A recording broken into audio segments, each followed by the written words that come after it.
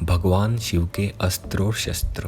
पहले अस्त्र और शस्त्र में फ़र्क समझ लें। किसी भी मंत्र तंत्र या यंत्र का जप करते हुए जब किसी हथियार को दूर फेंका जाता है उसे अस्त्र कहते हैं। तो इनमें है जैसे ब्रह्मास्त्र, पाशुपतास्त्र, गरुड़ास्त्र। कहा जाता है कि महाभारत के समय सबसे शक्तिशाली अस्त्र पाशुपतास्त्र ही था। शस्त्र उन्हें कहा जाता है जो हाथ में पकड़ कर ही चलाए जाते हैं, हाथ में रखते हुए, जैसे तलवार, परशु, गदा, त्रिशूल। आज भी बहुत लोग बस यही मानते हैं कि भगवान के पास सिर्फ त्रिशूल ही एक हथियार है, लेकिन उनके पास और भी बहुत हैं और थे इसलिए क्योंकि उन्होंने कुछ औरों को दे दिए, कुछ अपने पास ही रखे।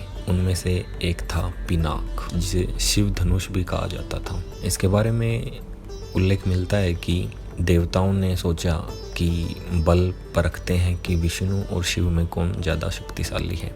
इसलिए भगवान विश्वकर्मा ने 2 दैवीय धनुष तैयार किए। एक का नाम सारंग, दूसरे का नाम पिनाक। सारंग विष्णु भगवान को दिया, पिनाक शिव भगवान को। जब सब लोगों को ये लगने लगा कि उन दोनों की लड़ाई से सृष्टि का नाश हो सकता है, तो उन्होंने युद्ध नहीं किया और भगवान शिव ने अपना धनुष पिनाक देवताओं को दे दिया। देवताओं ने बाद में राजा जनक को दे दिया और ये पिनाक वही धनुष था जो राजा जनक ने सीता के स्वयंवर में रखा था, जिसको भगवान राम ने उठाकर तोड़ दिया था। उसके बाद परशुराम इस बात से क्रोधित हो गए थे और राम से लड़ने चले गए थे। फिर आते हैं शिव के चक्र।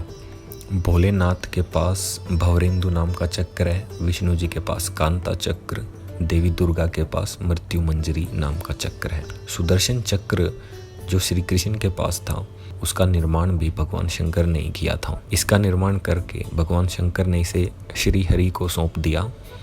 उन्होंने सुदर्शन चक्र देवी पार्वती को दिया, देवी पार्वती ने परशुराम को और परशुराम ने श्री कृष्ण जी को। फिर आता है भगवान शंकर का त्रिशूल। शास्त्रोक्त मान्यता है कि अत्यंत घातक और मारक शक्ति वाला हथियार है त्रिशूल। त्रिशूल 3 प्रकार के कष्टों, दैनिक, दैविक, भौतिक का विनाश का प्रतीक है। त्रिशूल में 3 तरह की शक्तियां सत्य, रज और तम समाई हुई हैं, यानी कि प्रोटॉन, न्यूट्रॉन, इलेक्ट्रॉन।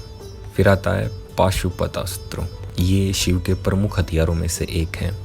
इसकी बनावट एक तीर के समान है और इसको चलाने के लिए धनुष का प्रयोग करना पड़ता है। महाभारत में यह हथियार अर्जुन के पास था, लेकिन उन्होंने कभी उसका प्रयोग नहीं किया। इसी प्रकार भगवान शिव के पास और भी बहुत अस्त्र और शस्त्र थे, लेकिन वो सबको अन्य देवताओं को दे देते थे या वरदान में दे देते थे, लेकिन त्रिशूल को उन्होंने कभी किसी को नहीं दिया, जो सबसे शक्तिशाली माना जाता है।